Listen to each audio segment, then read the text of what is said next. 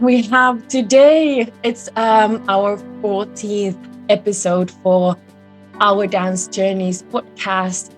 And yeah, this podcast has been my way for kind of sharing a lovely dancers that I have had a chance to work with a long time, that they get to share their experiences with dance so that hopefully we can encourage and inspire everybody to start their dance journey or continue the dance journey. Because I think what we have learned through these few years of kind of working even closer is that we all are experiencing most of the time the same things. So yeah, get to talk about them. But I'm really excited because today, on this lovely morning that we're gonna do this on the live, it's here in UK, it's 9 o'clock. In Finland, it's 11, so still early morning. But I have a guest today, Suvi, and Suvi is coming from Finland, from Oulu. It's really special because I just went on the summertime. I went back to Finland and I found a few kind of old posters and photos, and I found their first photo that we did with my company that I was running, and yeah, Suvi was there, and it just kind of reminded me of that time of like, yeah, where we started also with Suvi, when Suvi joined on my classes with my company way back. So it was funny to realize that. But I'm gonna let Suvi a little bit just to introduce yourself, where you're from, and kind of what do you do, so that people get a little bit just of a sense who is Suvi and what is Suvi doing. So hi, I'm Suvi. I live in Oulu, and I have been dancing all my life, but frankly only I kind of started when I was a kid, and then I danced up to a certain point, and then there was a long pause. And yeah, one of the dance classes, I had found like several dance classes and always tried this or that, but there was always some problem. The classes ended, teachers moved out or something. And then I was at Pirita's class, which was nice. And I did, after you moved from Finland, I did several other classes. But yeah, always struggled with kind of long pauses between the classes before joining the challenge, which I can do from home. So. And yeah, you also, because you have a family, you have kids, and yeah, I have a family, I have kids, I have too many stuff to do all around. So sometimes it's a bit difficult to fit dance into it. But yeah, can you just in a few words to a little bit open up what do you do for a living, so people get a little bit of a sense of your work? Okay. So I actually come from an engineering background, and currently I work at Polar as a program manager, so doing the fitness watches and stuff. Which is somehow a little bit connected now with a little bit dancing in a way as well. Yes. Fantastic. So it's kind of new for me, because I always worked with the sort of the technical side of stuff, but this is the first time it has nothing to do with any exercise. Yeah. And we are doing this live, so if I'm sometimes looking down, it's just I'm looking down. If anybody's have any questions that you also want to just pop in there, you're welcome to put them on the chat, and we can just ask them away.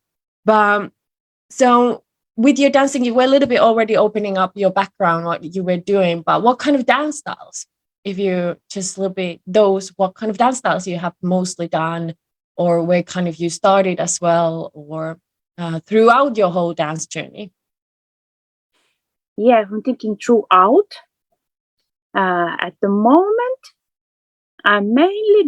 modern dance is my favorite, contemporary.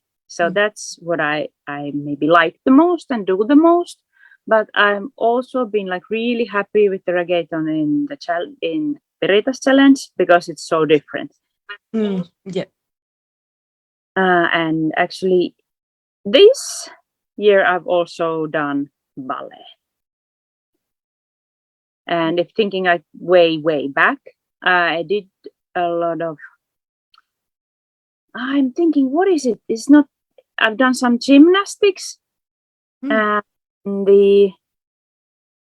Is it rhythmic gymnastics? What is it when you have the balls and the equipment? So I did that as a child, and really liked it, but somehow stopped at teenage. So as it felt stupid, like everything feels when you're a teenager. And then I think we've also danced with my husband. We've done some Argentinian tango. Nice. Nice. And what else? I think I've been to so many different dance classes. I've been to street dance classes. I've been to Bollywood for some seasons. And I'm kind of forgetting because there's so many. Carnival Samba even. That was really lovely. Amazing. So you have been trying a lot of different styles, but yeah, sounds like contemporary or the modern style is more your favorite ones that you seems like you've been doing longer as well. Yeah. Okay, great. So with those dances, you also said that there was a long pause or long break between kind of doing more actively dancing. What kind of things were kind of stopping you if you think way back or now, or how you kind of feel? What kind of things have made you kind of stop dancing? Yeah, at some point, I somehow, when I was much younger than I'm now, I felt that I'm kind of too old to be sort of a hobbyist. So I should be like really, really, really good and then be there dancing. So, and I also went quite a bit to this like basic, some sort of Les Mills classes that I didn't really enjoy, but I went because I was kind of feeling beautiful that you had to exercise. But it's there was challenge like physically for the exercise wise, but not in that much for the choreography or so. So I didn't really feel them. And other stuff I did at the time, I had a job where I was a sales engineer, and I traveled and traveled and traveled, so I couldn't really have a hobby. Yeah, there was a lot of interesting points about the job, but it really stopped personal life. So I didn't stay in that position for too long. I think it was kind of tiring. And what else? Also, kind of a lot of times I did start a class, and then that specific class ended for some reason, like the teacher had another things to do and didn't continue. And I fell off and then had to search again. And of course, then there was kids kind of being pregnant, and so it was just didn't fit then. Yeah, that's also an interesting part. We talk about a lot of these podcasts on what kind of have made people stop, and one of the things that many people say a lot, like, yeah, well, is the work that kind of takes you different places, or it kind of challenges the schedule, or it's the family that kind of grows with you. We also then the priorities a little bit change, so then kind of how to continue it all. But yeah, and also of course if you move to another city, you have to kind of start all over again. So we've been talking about how much that is also the one of the facts that kind of stopped people dancing, because if you move or you do a lot on different cities, or you go somewhere else, you have to kind of start all over again. But yeah, that's also an interesting side of that, what you also mentioned now of, yeah, if teachers leave, or that class is not continuing for some reason, you have to also in your own city kind of start all over again. So that kind of also makes it harder. So yeah, interesting that side as well. haven't talked about that. Well, now of course we kind of these podcasts is started during this pandemic, and we've been talking of how this dancing side or dance training that people are doing, how it has changed. How it has changed for you, if you think now, a few years back before pandemic, and now doing, like, can we say after pandemic, we're still kind of living this crazy, partly there. So how you think in these couple of years, this dancing has mostly changed for you? What's the biggest differences? I think when at the start of the pandemic, I had, or before the pandemic started, I had signed up for certain classes and was happy with them. But everything got on hold. And even before that, I felt that always the classes sort of, there wasn't enough of them, but I didn't have time to sort of take more. And they had like long summer breaks, long Christmas breaks. And I was a little bit happy with the classes, but not happy with the amount of them. And then things just got worse with the pandemic because everything was cancelled. So that, of course, in the beginning you were thinking, it's just this month. And that wasn't the case.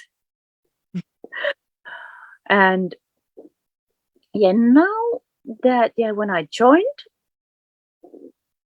it was really a good moment because I was so getting really frustrated about not being able to dance and having like sporadic classes here and there because all the time the pandemic restrictions were lifted and we had like one class and then shut down again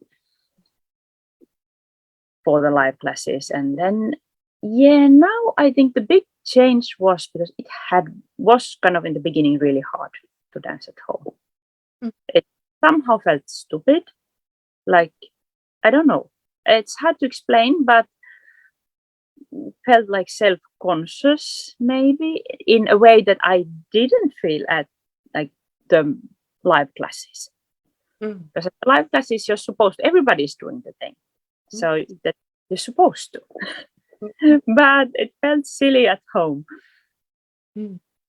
and difficult, like there's no space and it's not possible to concentrate. But I think the big change has been that now it has been, I've sort of learned, I think I'm still learning how to, but definitely much better than at the beginning. And now that the live classes are also back, I think it really sort of matches. Because I have the possibility to go to live classes, but I also have the possibility to train at home. So I'm not limited by times or amounts of live classes. That's a really good word of saying of you're not limited of just one choice anymore. Which I also kind of feel like these conversations that we have had, many who have kind of went into that journey of finding what the online world is. And like I have talked as well, I never was a big fan for it and just tried to work with the coaching program as well, the live classes, just online live classes, how it honestly just works with me and how it kind of engages, because it's sometimes just watching something and nobody's kind of talking to you or feeling like that. It just feels a one way, and we've been working a lot on that. But it's personally, it just, you, like you said, you just need to find a way that how it starts to work with you. But it's definitely with everybody's minds, and that's also okay, just to be like, you feel a little bit silly dancing at home, or you feel like you don't have enough space, or you have your family there as well, so you need to find a different way to how to concentrate. But end of the day, like if you find out from that challenge, you find those new possibilities and you're not limited anymore of just one way, and then kind of combining those classes in person and then combining your own training, you feel like you're getting even more out of it. And I have to really say for everybody, I've been so admiring Suvi's journey, of dancing at home around kids and cats. And there's just like when people say that, oh, I can't do it at home because I have this and this and this, I'm like always thinking firstly like, oh, Suvi made it. Like I know that sometimes of course, if I'm teaching here, I'm creating there's nobody else. It's my space, but I'm admiring of Suvi how we're watching these videos during the program where she is dancing and there's kids around, and it's just like she's purely concentrated there, and it just feels like, I always call this, she has this own dancing bubble around, which is amazing, because even I think we have got so used to that good feeling of being in the studio, and we have a lot of space, and we have been treated really well with dance, if we think about even in Finland, and sometimes even if we think UK. So being in your home, and it's a different field. But I think you were also kind of talking that once in our session, how that also have maybe helped you in being in a stage as well, because you have been doing these little performances or performance projects as well. So do you remember what you said about that, how it kind of have changed your presence on the stage? Do you remember it? Yeah, I remember it. Yeah, and I have to say I did struggle a lot in the beginning. I'm kind of it's because I really have to concentrate. I have these background dancers in a lot of my videos. I know my older son really joins up a lot of times, and my younger son, who is actually disabled, and it's a bit difficult sometimes he will not understand, like, yeah, this is mom's time. No, he doesn't get that. So he will be there and ask for stuff and join and whatnot. So yeah, so there's a lot of people in my videos often. But I do feel that, because I've taken part in some performances, and I did feel like, because I had to overcome these challenges of somebody or joining my stuff, so I've had it easier, I think. In there you have to kind of mind other people and sort of move, not bump into others, and still keep your rhythm, and maybe a little bit move around others, and still stay in the dance. And I think practicing with all these like everyday obstacles, it has helped. Yeah. And you learn to also, I think we learn to appreciate more of than when we are in a bigger space. So when we are there around people, we appreciate those moments even more, and we take more in as well. We know that, okay, this is our time. Well, it's you were saying, and I think so much of people are a little bit afraid to say, like, I struggle at being at home and dancing that training, doing it at home. It feels like people feel like, oh, I should already like when I do the first class, I feel like I should be loving this dancing at home. And it's not really that. And like I said, it was never my biggest passion as well, of thinking that I would start teaching or doing more work from home, because already, if I think about as a dancer or teacher, sometimes we have to prepare a lot in our homes as well, and we kind of, I think most of us are used to training at home, but teaching it at already is another level, or performing from home is another level to it. But also for me, it was not just that first ones, it's like, yes, I love doing this, but you kind of find your way when you find out from those struggles, and then it just gives something more. So it was really good that you kind of set it out as well, that you have found struggles with it as well, and it has kind of went into that journey of just kind of finding what it is for you and how it honestly just can support you with dancing. And I think maybe in just some sense, looking down, if there's questions, you're free to still put them on the line. We have few minutes left, so you're welcome to put a little bit few questions. But I think of, what do you think? What has been the help for you to kind of keep on dancing through these struggles of not always being like you can focus at home, or you not, it's a different journey of doing your training in the studio and home. What do you think, what has, if you think about now the past 2 years, what kind of things has supported you to keep on dancing? What has helped you? I think in the very beginning, I was a little bit hesitant to say, well, what's going to come out of this? Is it going to work for me?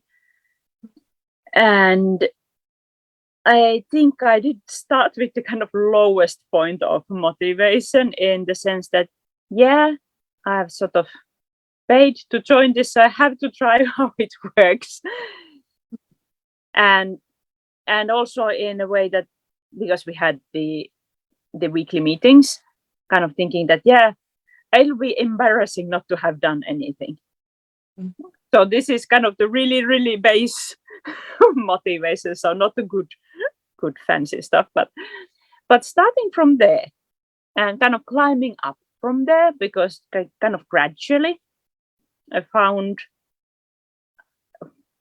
I don't know if the first dance classes weren't even that fun, because it was such a struggle to set the space, and focus in any way. And but yeah, kind of little by little, it became a routine, kind of, yeah, push back the furniture and find the space. And yeah, then the joy of dancing was coming kind of gradually. And probably the pandemic helped, because it was like this, like I have this. If I don't do this, I do nothing. And then it made me kind of push through the challenges that I had in the beginning. And yeah, after the beginning, the joy was, I had found the joy. I kind of, yeah, I still at sometimes I struggle. I'm like, oh dear, living room is full of Legos. I can't dance there. I have to push them all and collect them out.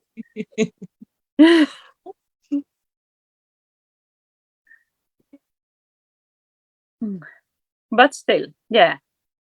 Now that I know that I will be able to dance and I will be able to kind of enjoy it, so collecting all those Legos is not such a huge task then. Yeah, and I think it's also on all of this, like you said, that yeah, it is still a struggle sometimes, and we still sometimes lose that kind of the momentum or motivation, and it's just part of it. But it feels like it sounds also that, and more that I got to know you through this, working even now closer to the challenge, it feels like the body's already saying as well, like, hey, we need now the dance, so let's get these Legos out. So is that the good kind of positive feedback that your body is already saying? And that can only build of just repeating it. When it feels like you just don't want to do it, but finding that, okay, what can support, and like with the program that I have is why we have those weekly meetings, is that even if you're doing it at home in your own time, we still have our community and our group that meets and we share. And yeah, it's that little good pressure, but and yeah, it's good to know like there's a living person somewhere. So if there's someone kind of, probably there's tons of online classes. Yeah. So I could, like, technically I could do some other classes, but then there isn't the person, whoever has kind of done and recorded those classes, the person doesn't know that I exist. They don't care if I do it or not. It's just, yeah. So if I'm feeling unmotivated, I can just like, yeah, it's not going to work. Go do something. But yeah, you will care. So there's a point. And then because we see each other, then even in the recorded classes, it doesn't feel like it's just somebody, Mm. but Mm. it's you, so it feels more alive. Yeah, yeah, yeah. And it is that of that somebody cares that you're doing. It's Yeah. the same with that if you want to go, I'm always asking myself of what still makes me to go somewhere, or what I want to give for all of the students that come to my class is that feeling of, yeah, somebody cares honestly that you are there, not just seeing like bodies, but honestly what really motivates me as a teacher, that I know the people who are there and I connect with them, but also that, yeah, is that care, because that what motivates me as a mover as well to go some class, that yeah, it's absolutely like less motivation of going somewhere if I already know that, okay, that teacher doesn't care at all, am I there or not, even though it's really funny that I'm doing it for myself and it's still for a really long time for myself, but it is that it's just brutal fact, it's just honestly brutal fact that so many of us gets motivated for that reason, that you know that you cared, are you there or not. So yeah, from time to stick. Well, this kind of last I've been kind of asking of people a few questions, two more questions, and then I will let you go to continue your Saturday. But firstly, why do you dance? Why does Suvi dances? If you think now what dancing and all of these kind of struggles or challenges, yeah, what you have had to face as well and had to kind of overcome, and but now when you're here, why does Suvi dance now? Yeah, I think somehow it is in me, because yeah, I talked to my dad recently, and he was remembering a trip that he did in, like, when I was maybe, I don't know, 3 or 4. Mm. And they were like his friends, and what I did, I decided to perform a dance for them. So kind of like, yeah, it's been decades, and it's still the same. Amazing. Do you know, is there anybody else in your family? Have the dancing kind of been in your family? Have they done like social dances or? I think my parents have done social dancing, like, which is like really common, or it especially was really common in Finland. Yeah, So yeah, going to social dances was the sort of the way to find life partners, yeah, yeah, yeah. and that's the whole thing. And but I don't know, can't say like if they would be like super into dance, Mm, mm. but yeah, I would say that actually my kids really love dancing, both of them. Yeah, I've seen it. I've totally seen it. Yeah, and I really hope that they're gonna. I'm really curious to see and find out how they gonna continue having dance in their lives when they start to grow up, and is it gonna be there somehow, even a little bit in their lives? Yeah, I don't know, but I at least they really like dancing, so they do dance at home. They do. Yeah, neither of them have like actual dancing as a hobby, as like arranged hobby, Yeah, yeah, yeah, but they do love it. yeah, definitely. And now that they see you more and more dancing at home, I Yeah. think that also it kind of encourages that. Yes. I love how creative they are. They're totally just freestyling and improvisation. That is just amazing. It's just so amazing. But yeah, it's the fun, because when we were talking, when you mentioned that social dance, how also people a little bit back in time, that's how they also met their partners. So it's like old times Tinder or this dating app in a way of how people met. And it was fun when we had that conversation in our coaching session once, when somebody was saying, I think it was Sunny was saying that, yeah, most of us wouldn't be here now if it wouldn't Yeah. have been dancing. And it just got that day like, yeah, like how much honestly people have even like in it, thinking of Finnish culture, like of course in Finnish Yeah. history, dance has been kind of forbidden in way back, but there is that part of how much honestly people met in a social dancing aspect and that those events. So yeah, how many of us would be here? It was really amazing question on that time. Well, on the last question on what do you hope for? What kind of dreams you have now? If you think about few years forward with your dancing, how do you hope that it's going to look, or how you kind of training, or what feels now important for you that you really hope that it's going to continue the next years? Yeah, what I think I don't have like really high hopes in the sense, but my hopes are that I do at least in some way progress, that I feel that I will be able to learn something that I don't know, can't do at the I will improve somehow. So not probably I don't have that sort of grand plans, but most importantly, so that I can continue dancing. That nothing comes in my way that I don't have to stop. Yeah. That's really well put. That's sort of life is life. You never know. So they could be obstacles, but hope for them not to come in my way. Yeah. It's really well put. Yeah, just hoping that I can keep on dancing, and that what you also said, seeing your progress, because that is a huge part. Nobody been somebody asked of like, oh, why people are dancing, and I think people are continuing dancing if they see their progress. Like, who will do those stretches, or who would train those abs or anything if they don't see what the benefits are? And it's really internal benefits, not just external benefits, but seeing those benefits for yourself, that and seeing your progress, then how it kind of evolves, is just hugely motivated. So yeah, really well put in there.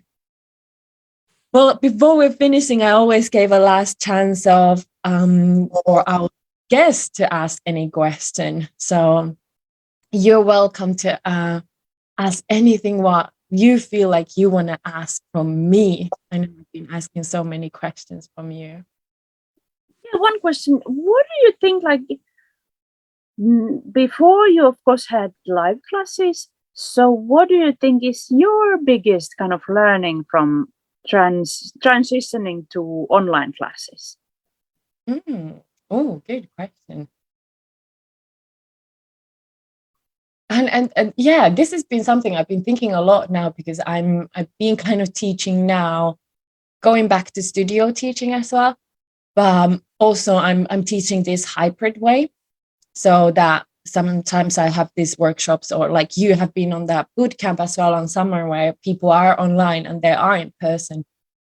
And I think the biggest thing what I've started to think about a lot, and looking in a different perspective, is the engagement with the students. How I am with that situation, and how I am in that class. I know it's always has been really important for me to have that engagement of, when we start the class, we have a little chat and I see how everybody's doing, who is here. But I think of those moments of how we start how we start the classes, how we build it on, how we do it together, and how we end it together. I think those are the biggest things that I've been starting to see in so different perspectives lately. On, I think I've never been in that way, but I think sometimes it's so easy just to kind of go into the old way, or the kind of more traditional way of so many teachers just start their classes of like, oh, hello, okay, let's do this, and then they go, and you're like, did maybe even just ask how we're doing, like. Like, I feel like there has to be something of starting that situation, that it feels like we are now in the same train. It's not that there's one person somewhere and we try to follow, but honestly that we're going into the same direction. So it's been something that's been really interested in me for before pandemic. But I think being online, because you don't have that person there physically, it just it was a challenge at first. I'm like, how can I honestly engage with people like this? And it was with the performance side of it. How can I engage with audience like this? Like, can it honestly happen? And that's what I think is the biggest thing what I'm taking away. It has been a huge challenge to find those ways. And sometimes I try something, I'm like, no, yeah, it didn't work. And I'm still trying to find different ways. And that's why I think it's interesting. But it's definitely that engagement part of how we can get that feeling of, okay, like we're doing this together. And yeah, it might be with with the program, it's just that we do it together a little bit differently. You guys do the classes in your own time, but we meet then weekly, and even with those our coaching sessions and our meetups and what even happens with our chats in our group chats, even those I'm still exploring all the time, how we can keep that engagement going on even when we're apart. So yeah, I think that is the biggest takeout that I'm honestly taking, seeing it so many different perspectives now than I saw it before pandemic. And it's a nice challenge, which I enjoy. But yeah, did I answer your question? Yeah, you did. And I think what you said in a lot of ways applies, because in my work, I do a lot of Teams meetings. Mm. So it does apply there. Same challenges. And so really interesting answer. Thank you. Yeah. Yeah. And I liked surprising people. I think that's something I've been trying to think. And I think I can be now more playful in a way. In an online world, I can be more playful to be surprising. Because sometimes I feel like if I be too surprising in a studio space, I might seem as a mad person. But in the online world, it kind of like it allows me to be more more surprising. So sometimes I have been starting our Zoom classes, even on that I'm coming on a different way, and I'm doing this little dance that suddenly surprises. They only see my hand, and yeah, it's just kind of, we have dress up, so we have events, so it's so fun to kind of, I've been thinking about it a lot this week, and I kind of realized like, yeah, I am being more playful and surprising than in the in person, and I'm hoping that I'm could find a way, how can I combine that in the studio? I'm not sure yet. How can I get more? But great.